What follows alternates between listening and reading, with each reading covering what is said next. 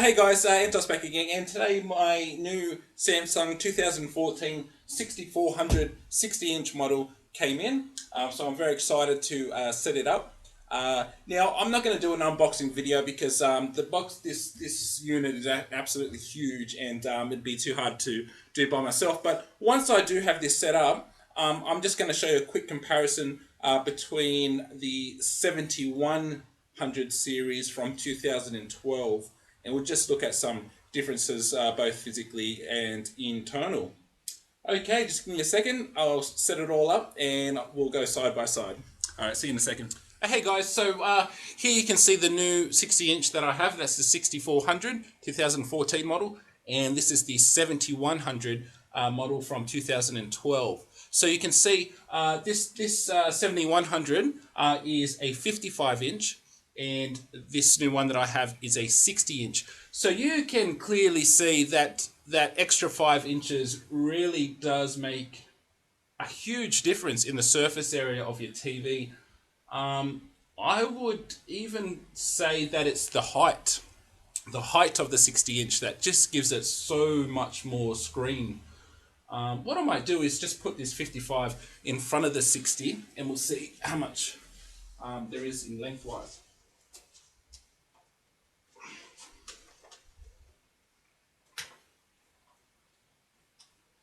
Okay, so that's about in the middle of the 60-inch, and you can, no, it's not quite in the middle, is it?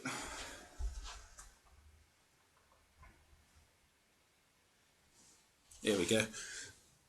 And you can see actually that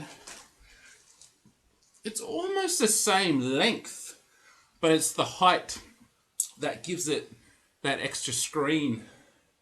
So that's awesome. Now with the 7 series, which is this one here, even from 2012, the border is very, very minimal. In fact, I measured the border, the framing outside the screen, and it's only 10 millimeters or 1 centimeter. Now with the 6 series, it's cheaper than the 7 series, even for the 2014 models, and you can see why in one aspect, and that is the border, the frame around the actual screen is 20 centimeters, so twice that of the 7 series. That's even for the 7 series for 2014 also. So if you decide to buy a 7 series in Samsung, even the new ones 2014, what you're paying for is basically the minimalistic sort of look. All right, so even with this 55-inch, that's this front screen here, one of the first things people would say is, well, you got a big screen, love that. But then they realize, that, well, where's your border? Because it's so thin you can barely see it, and it makes it look really, really cool. But I'm happy with the border from the 6400. 20 mils is not, it's not that bad actually, so that's awesome. Now the other thing I want to show you is this is the remote I had been using for most of my time with a Samsung. I'm sure this looks familiar to a lot of people. Now this is the new style here. Okay, it's called the Smart Remote, I believe. Okay, so you can just see the, obviously the difference in size there.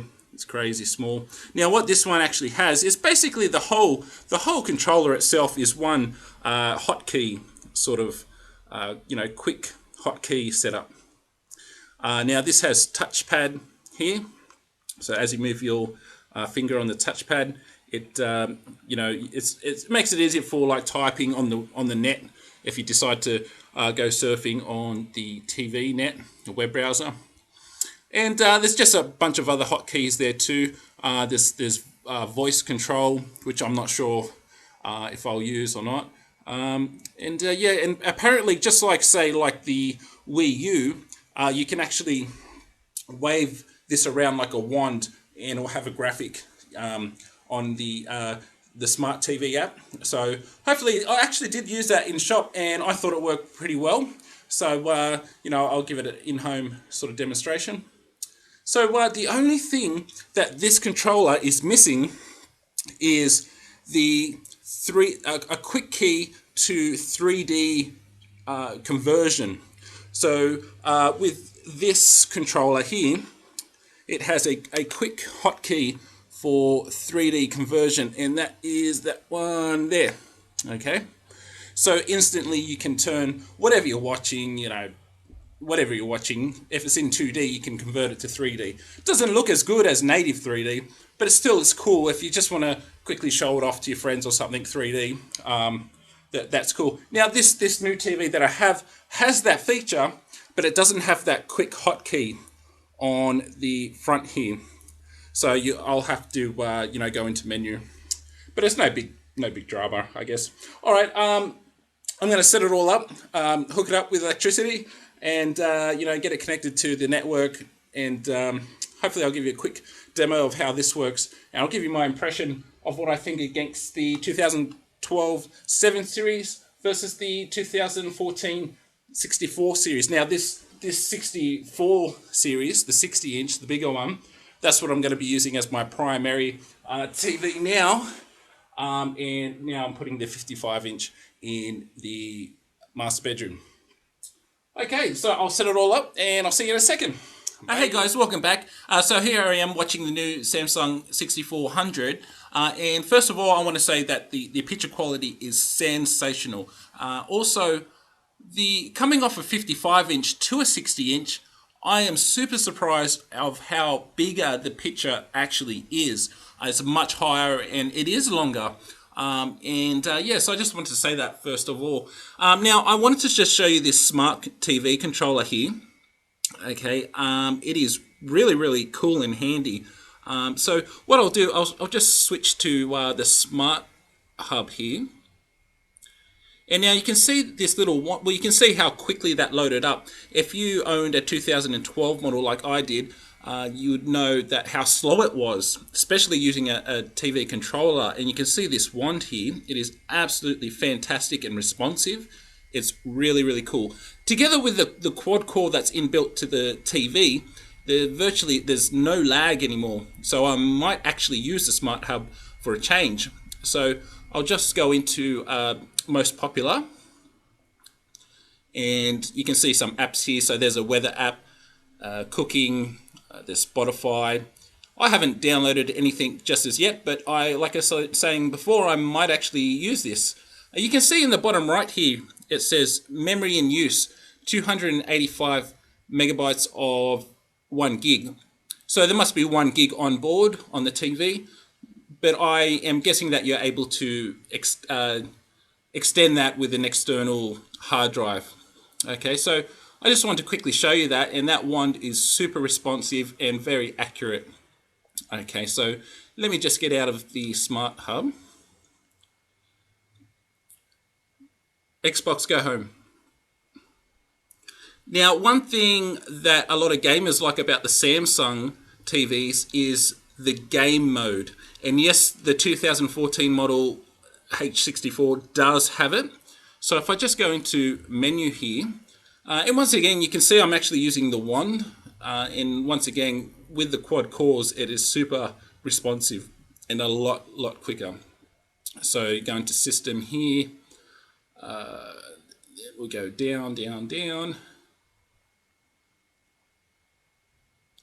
general, and this is game mode, and then we'll switch that on.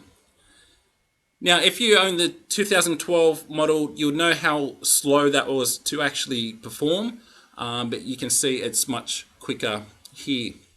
And the game mode looks absolutely fantastic and lag free. I was playing Titanfall before. It is absolutely sensational, guys. Yeah, so yeah, I just want to share that with you. I haven't used voice control on this thing. I haven't experimented with it. I'm not sure if it works or if I would even use it. The touchpad, I've only found a few applications for thus far. Yeah, so it's great. So it's a big thumbs up from me. In stores here in Australia anyway, you can pick this 60-inch H6400 for $2,000 retail. Okay, thanks guys. Hey guys, so just one more thing I forgot to mention was the 3D glasses. They slightly changed the design, which is a good thing. So this is the 2012 model there. and this is the new 2014 model. And you can see that the new model is tapered and looks a bit cooler, and it's a bit more comfortable around the nose. Now the 3D viewing itself hasn't changed much, which is a good thing, because I was always happy with my previous Samsung's 3D. I think they're one of the best. Now both of these are still active, so even the new model, the 2014 model, still uses batteries, which is that's fine with me. The batteries come with the TV, so that's awesome. So I'll just quickly put them on for you. So this is the old version, and this is the new version. They still look a bit goofy, but they look a lot better than the older ones. All right, guys, thanks for hanging with me today. Really appreciate it. I shall see you next time. See ya.